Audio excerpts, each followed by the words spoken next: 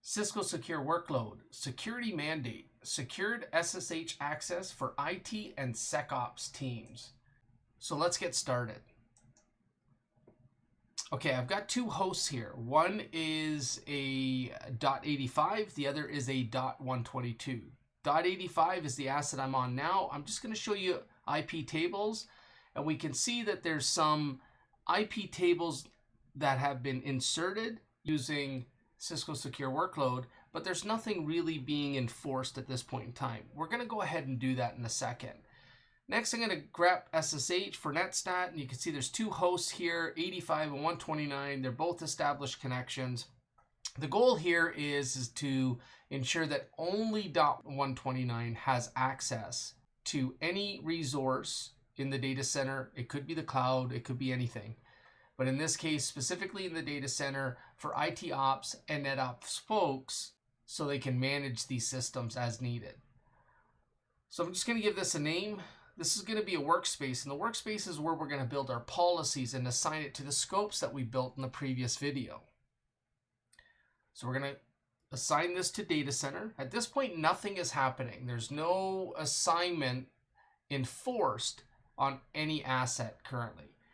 So in this case, we're going to use a catch-all policy that's allow. The reason why we're going to do that is all we're doing is trying to control access to SSH. We're not doing full micro-segmentation at this point in time.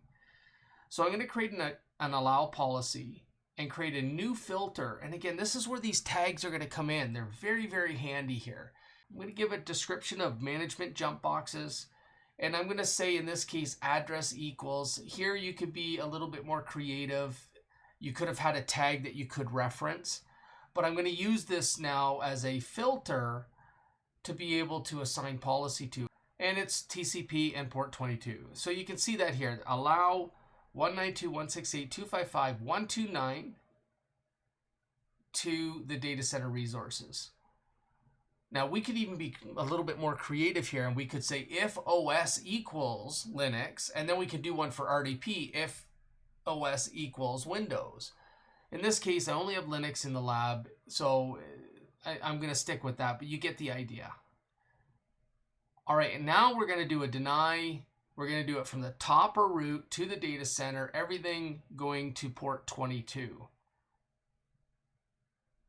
So essentially every IP that would be contained in root, because everything falls in there, can't access the data center through port 22, but all other ports are open and available.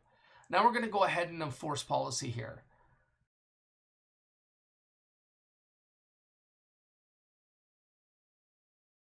So you can see the policy, you can see all the hosts, we can load all the hosts. We've got 14 of them that we're going to apply to here. And here's a summary of policies that are currently being enforced across all the scopes. Give this a name, a reason, SSH access for IT and Secops, and policy is now enforced. Now you could do the analysis here. All right, let's do sudo IP tables -L. Let's have a peek here to see what's happening, and we're going to grep SSH. And we can see within a few minutes, we've already applied this. This is using the native capability within the operating system.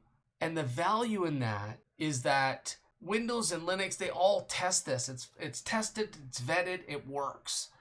We're not reinventing the wheel here. So you can see here, the 85 we can't connect, and the 129 we can't. Let's have a look here. The rule, obviously the outcomes we've seen here, but let's check it out here. Let's go ahead and create a filter.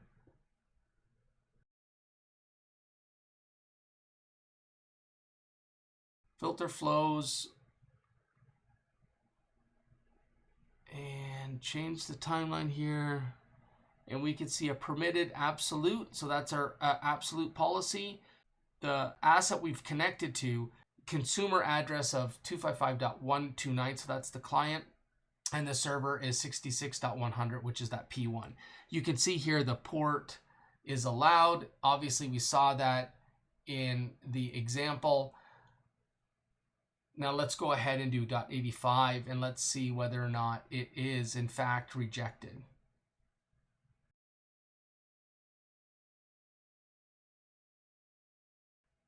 And look at that, there we are. And we see an absolute deny.